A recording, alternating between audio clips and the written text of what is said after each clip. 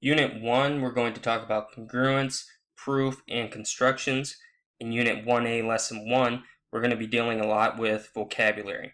Okay, the cluster we're going to focus on is experiment with transformations in the plane.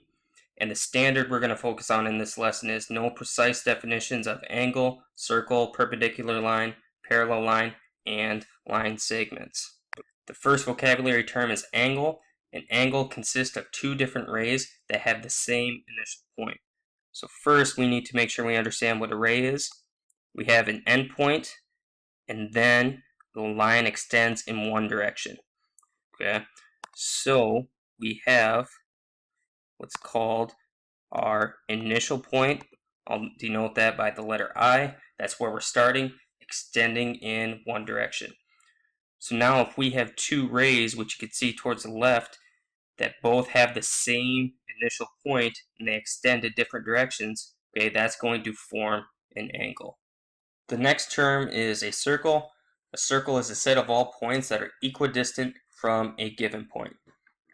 Okay, so if I move with the compass so that we're located on the center point, and now I extend my compass out and rotate it around, every point along the outside of this circle is the same distance from this center point. Okay, we know this distance, that's called the radius, so that's what the definition of a circle is.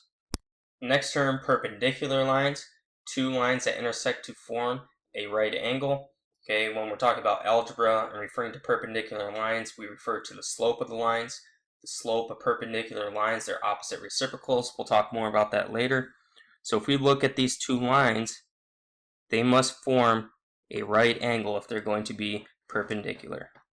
Now we're going to talk about parallel lines, two lines that are coplanar and do not intersect. Coplanar means they lie on the same plane. We'll talk about that more in class when we go through this together.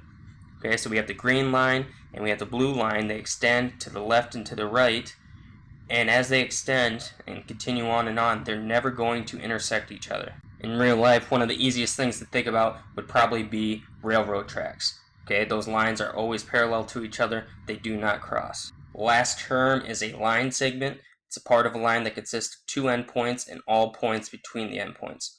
So if we have this line that extends to the left and over to the right, then we have this blue segment. We have an endpoint here and an endpoint here, and all the points that are between those two endpoints. Okay, so this blue segment, that is our line segment. It has two endpoints and all the points in between. Okay, so this was a really short lesson, just reviewing some vocabulary terms. You need to make sure you understand the written definitions for each term and be able to construct a drawing representing each of these terms. Okay, we're going to have a quiz over this, so make sure you're prepared.